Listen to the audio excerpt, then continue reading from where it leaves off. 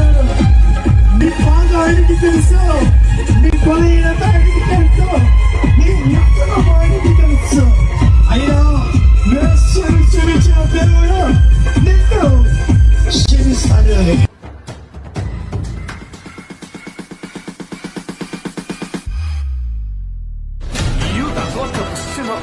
నువ్వు నమ్ముతున్న దేవుడు కొలవ సింహమై నిన్ను కాపాడుతూనే ఉన్నాడు. ఆయన కునకడు, ఇక దేనికి భయపడాల్సిన పని లేదు.